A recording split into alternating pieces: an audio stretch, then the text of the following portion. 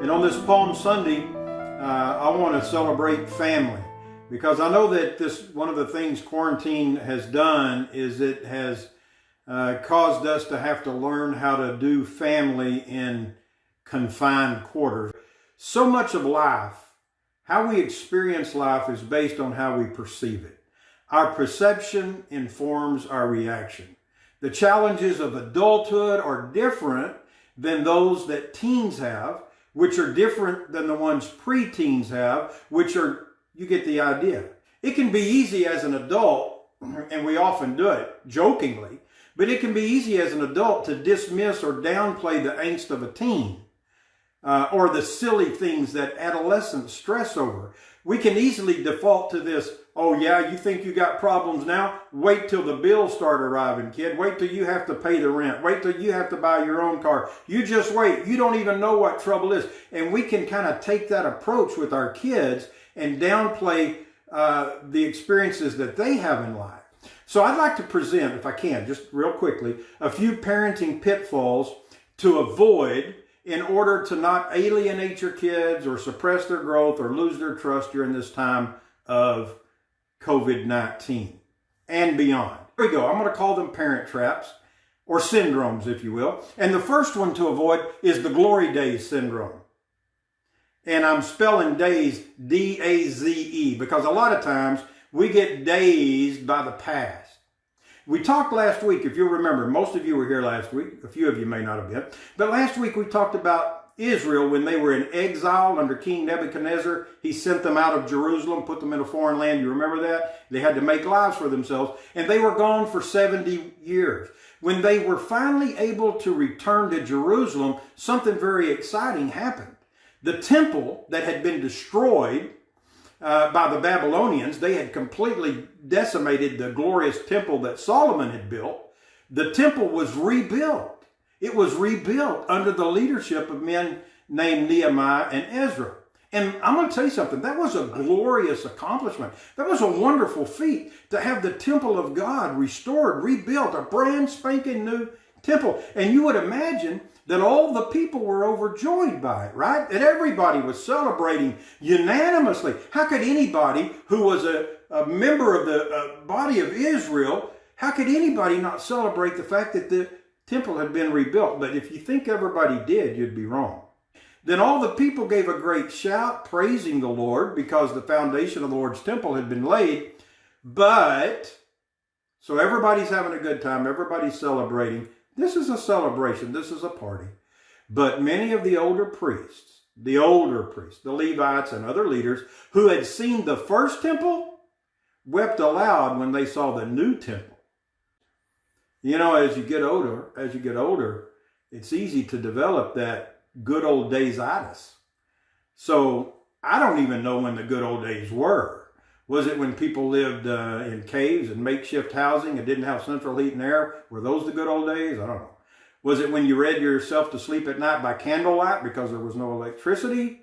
Was it when you had chamber pots beside your bed that you had to empty the next morning? Was it before we could spray ourselves with mosquito repellent or buy super soft toilet paper by the gross? I don't know when the good old days were. Brooks Atkinson said, in every age, the good old days were a myth. No one ever thought they were good at the time. For every age has consisted of crises that seemed intolerable to the people who lived through. There's always been a generation gap, but the wisest among us bridge the gap by remembering the glories of our own youth and still celebrating the accomplishments of our kids. The second one is, my brother's a keeper syndrome. That's what I call it. My brother's a keeper. Sibling rivalry is as old as humanity, really. I mean, right? Cain and Abel. And then there was this fella named Jacob, who was a good dude. In fact, he was so good that God renamed him Israel. And so when you say the children of Israel, you're talking about the descendants of Jacob. This is a significant character in human history. He was a good dude. He was a bad dad. You know the story. Genesis chapter 37, verses 3-5 says, Jacob loved Joseph more than any of his other children. He had 12 other brothers. He had 12 other boys, and he loved Joseph more than any of his other children. that had been born, because Joseph had been born to him in his old age. So one day Jacob had a special gift made for Joseph. Remember, the coat of many colors, a beautiful robe. But his brothers hated Joseph because their father loved him more than the rest of them, so they couldn't say a kind word to him. So dear mom and dad, you're not the first one who has looked at your kid and said, why can't you be more like your brother or your sister or whoever you're comparing them to? But listen to what you're really saying, because what you're really saying is who you are is not enough. You're inadequate. And what you do is not good enough. It's insufficient. Then the third one is the Friendzone Syndrome. This is the cool parent. This is the house all the kids want to gather at, because these are the parents that act just like the kids, man. I mean, they listen to the cool music, they watch the cool movies, they know all the cool dance steps, they speak the lingo, because these are the parents who decided, you know what, I'm just going to be my kid's best friend. I'm going to be cool. I'm going to hang out. This is a judgment-free zone. That's great. It's usually also discipline-free and guidance-poor. It leaves ideas like the one found in Proverbs 22:6 completely out of the picture, which says, train up a child in the way they should go. When they're old, they won't depart from it. And it leaves out the concept of Deuteronomy chapter 11. Fix these words of mine in your mind and being. Tie them as a reminder on your hands. So I guess it's okay if you want to wear a cross or something to remind you of the goodness of God. And let them be symbols on your forehead. Teach them to your children and speak of them as you sit in your house, as you walk along the road, as you lie down, and as you get up. In other words, make it part of your lifestyle to talk about and to teach the things that I've taught you. And mom and dad, we have a unique opportunity these next few days or weeks or however long God keeps us cooped up until he teaches us what he wants us to learn. We have this unique opportunity to take our kids and really invest in them and really instill in them a love, a healthy relationship with God. The last syndrome to avoid is the anger management syndrome. And what I mean here is the temptation to manage everything through anger. It's the landmine approach.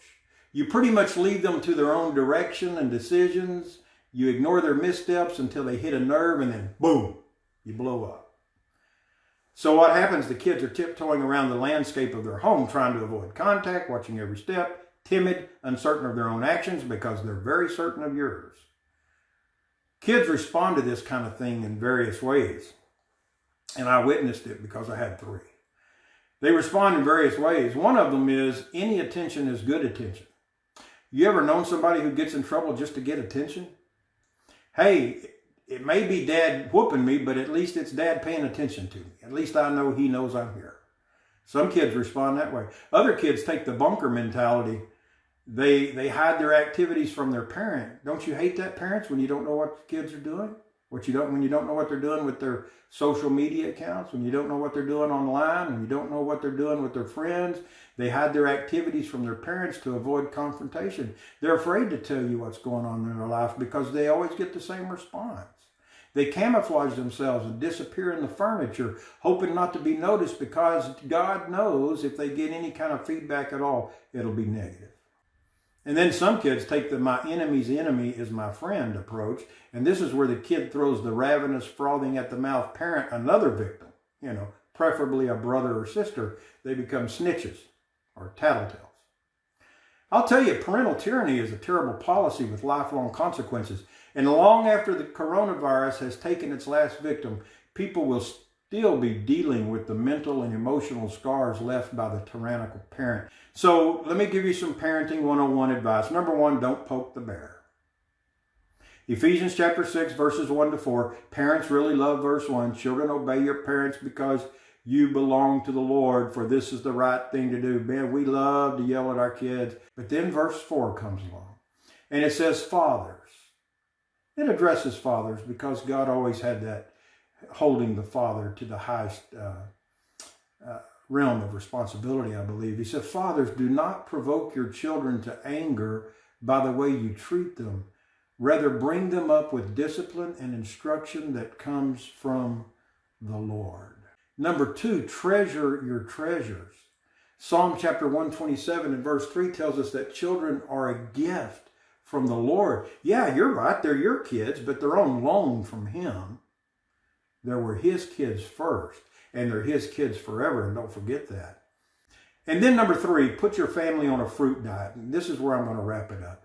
Galatians chapter 5, verses 22 and 23. Some of you will recognize that passage. But the Holy Spirit produces this kind of fruit. It talks about the fruits of the Spirit. Love, joy, peace, patience, kindness, goodness, faithfulness, gentleness, and self-control. There is no law against these things.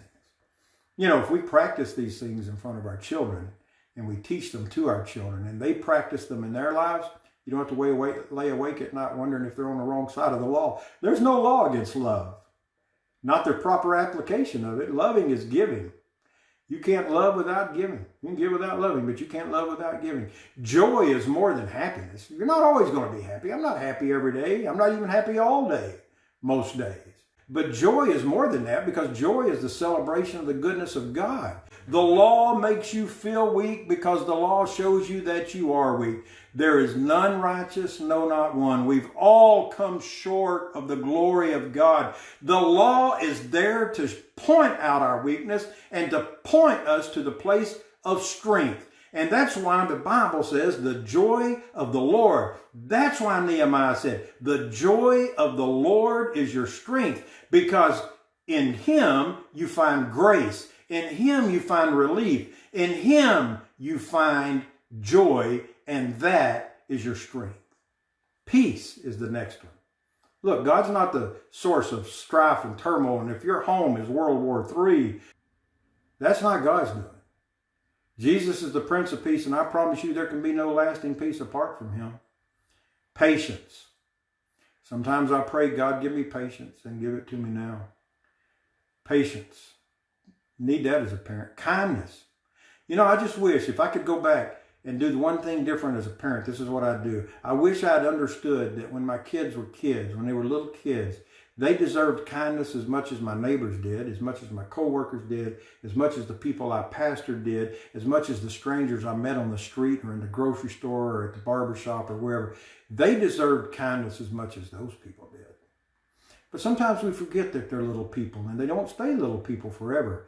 They grow up to be big people, and they carry the things that we teach them. Whether we teach them on purpose or we teach them by accident, they carry them. They either carry them as something that will bolster them in life, or they carry them as a great weight around their neck.